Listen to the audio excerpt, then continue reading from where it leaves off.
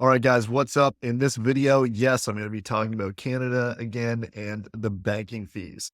The banking fees are horrendous in Canada. It's one of the things that, again, Canada seems to let these divisions run wild in terms of monopolies and control. So I'm going to show you how to save money on your banking, and this is going to really save you a ton of money.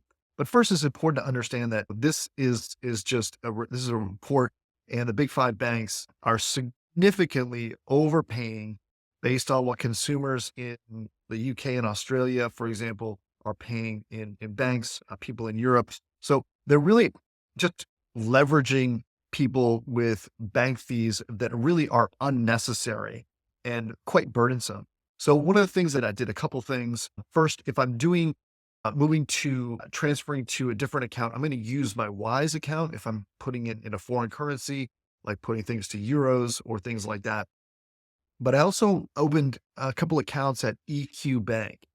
At EQ Bank, they actually have, this is a good example, a USD account. So if you ever hold USD, you can have a free account at EQ Bank that holds USD and earns interest on it. So you're not going to be paying a monthly fee for that. And, it just makes a ton of sense. So this makes a lot of sense. So I like EQ Bank. They're an online only bank. When you do need support, support is usually quick and you can access it. And they basically have a sign in where they have email authentication. I don't love that. I prefer, none of the banks have this. I prefer real two-factor authentication with something like Authy, but it is what it is. But on the iPhone, they do have the ability to, log in with facial ID. So it's really easy and it makes a lot of sense. So here's the thing, like compared to other accounts, they don't charge you for extra fees. They don't charge you for too many transactions. At RBC Bank, I just got charged for too many transactions on one of my accounts that I don't use very often. But you can see here, even on the personal account, you can earn 4%, unlimited Interact withdrawals, free ATMs with the cashback card. And with this EQ cashback card, it almost like works like a credit card, debit card. You can put money in your account, use it like a credit card, and earn 1% back. So you're earning money on everything that you can do. Joint account, you can do joint account up to 3 people with a single click.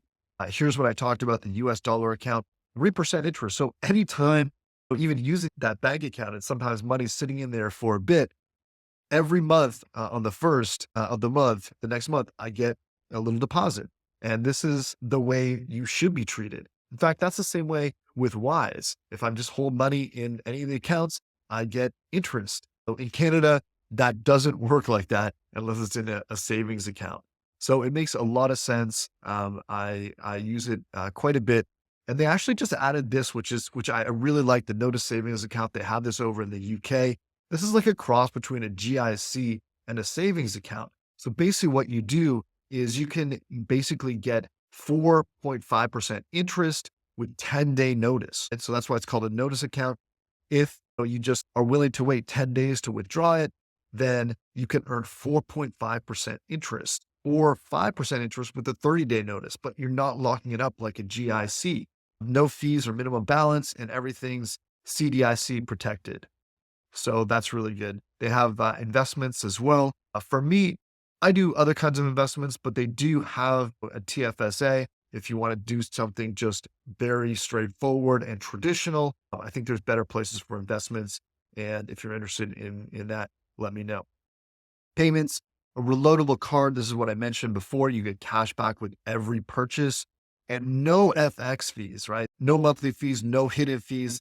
This is perfect. And in terms of borrowing, they also have mortgages as well. So I really recommend that you take a chance and try out EQ Bank. I know changing banking is painful, but this can save you a ton of money, particularly if you're moving over for something like PC Financial from the Loblaw boycott, then this would be a fantastic option for you. I've been really happy with EQ. I love Schitt's Creek. That was a great show, Canadian show, and really good as well. So if you have any questions, hit me up in the comments, but think of what you can actually save if you just go through the painfulness of setting up your accounts in a new bank. You'll save so much money in banking fees. It's really a parasitic environment. Banking in Canada, the big five really prey on you. And so this is how you get out of that. One caveat to this is they don't offer overdraft protection on their accounts. So that's just not something that they offer. But with the amount that you're going to be saving, you should be able to save money and put it in a bucket. And so you won't run into that problem if that's something that you're thinking about. But I just wanted to mention that as well because they don't have overdraft. But overall, I've been really happy with EQ Bank, and use the link in the description to get started. And we'll see you in the next video.